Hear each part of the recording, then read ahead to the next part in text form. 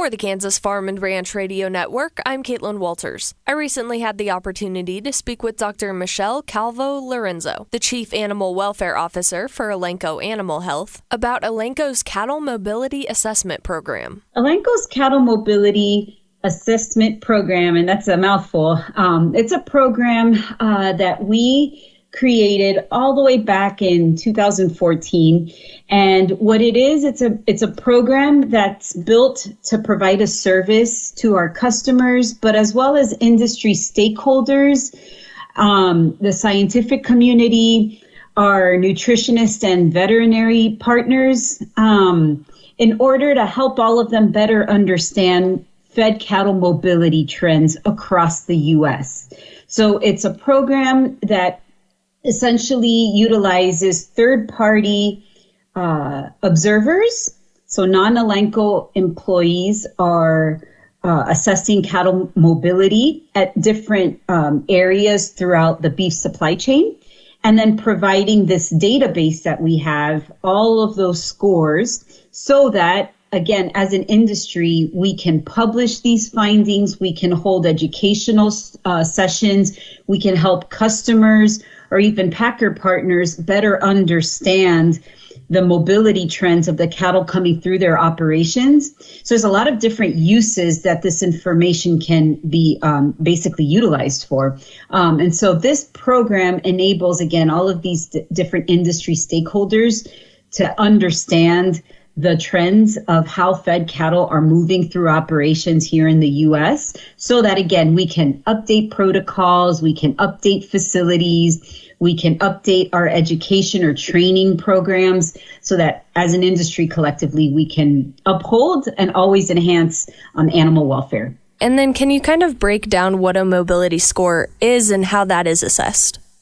Absolutely. That's a great question. In fact, I'm very proud to say that the cattle industries, both beef and dairy, if you look through the scientific literature, you'll find that there are actually a lot of different locomotion scoring systems, gait scoring systems, mobility scoring systems, right? So it sounds a little bit redundant, but the reason why we have that is because animals, even though they're all cattle, right, whether we're thinking of beef and dairy, those animals are managed very differently, right? They're producing different products, the different phases of life or production, I should say, that they will go through.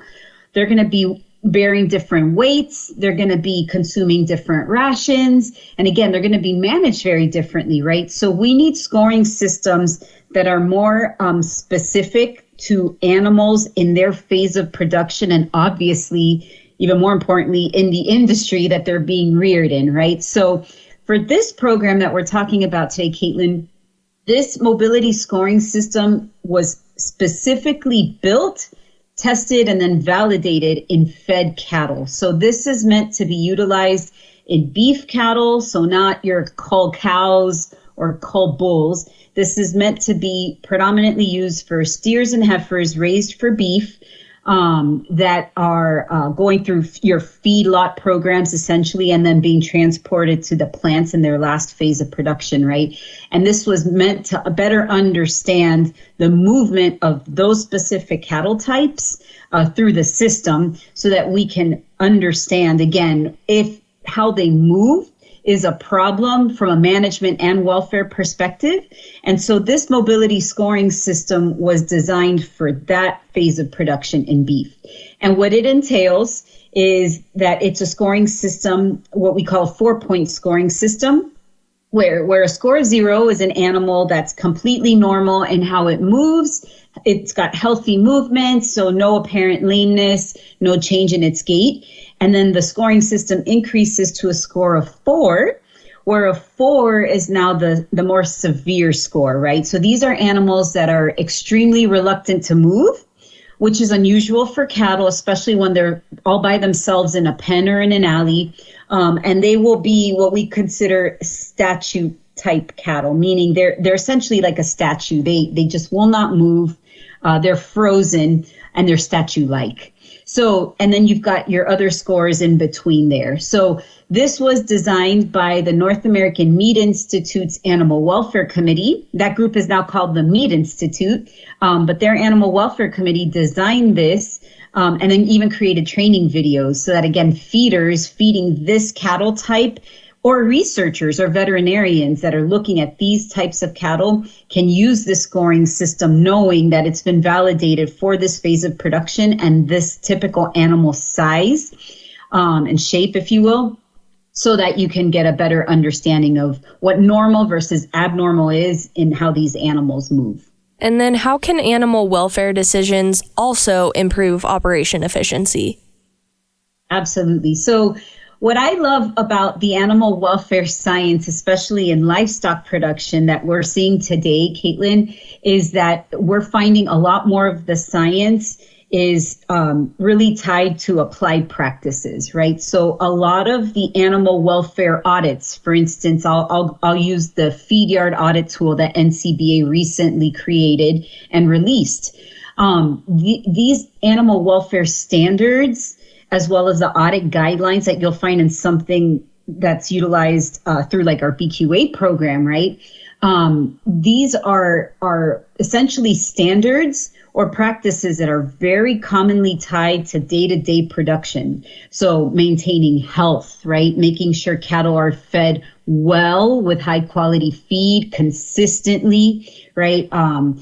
Making sure they have adequate water, making sure their pen conditions are adequate, making sure that all of the facilities, the loading docks, the handling barns, the doctoring or hospital facilities, that all of those things are well maintained routinely. And that also important welfare-related practices like timely euthanasia, timely culling or railing, all of those sorts of things that we know go hand in hand with the economics of what a producer needs to be successful, right? But as well as being able to maintain the operational license to be able by society, but as well as the industry to function, right? All of these things really do go hand in hand with improving production, improving efficiency, and ultimately at the end of the day, all of these animal welfare standards mean if we're meeting them, we're going to have cattle being raised in a way where they're more comfortable, where they're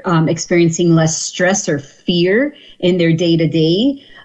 They're also experiencing positive human-animal interactions, which is a very, very important topic that's really starting to come about in the way we train and educate in all of our producer sessions and producer certifications and audits as well.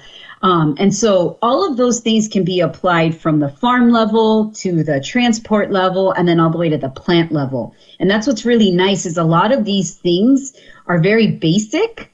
And as long as we understand cattle behavior and how cattle are wired, we'll find that all of the best management practices that most in our industry are already doing or are adopting through certification programs, right, that all of that goes hand in hand. And it's really going to be a win-win situation when folks can embrace that and invest in those animal welfare standards. They'll find that they're actually going to find improvements, not just in production and efficiency, but also economics at the end of the day when they're investing in all of those animal welfare practices. A lot of the time that cattle are going to be assessed or evaluated for mobility, as we've been asked through our mobility program, is usually during shipping of cattle from feed yards to plants, for instance, right?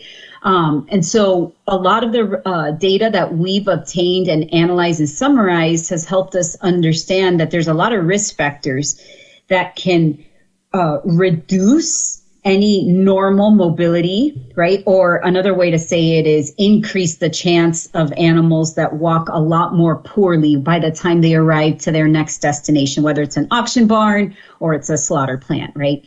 A lot of these risk factors include weather. So transporting cattle during very hot times or hot climates. It can also include long distances. It can include mixing animals that are fit for transport with those that are not fit for transport, so compromised animals. It can include lots of other factors, poor driver conditions, poor truck conditions, lots of different factors. And so things that producers can do, as we've seen from our data, to help enhance how well cattle are going to be transported would be better preparing them for transport, right? So sorting cattle with enough time, minimizing the amount of time they have to wait to get loaded, right? Because that's time away from feed and water, and changing their eating routines, right? Loading and unloading, handling is very important, using low stress handling and how we move cattle to those holding pens and then load them and then unload them at their respective locations.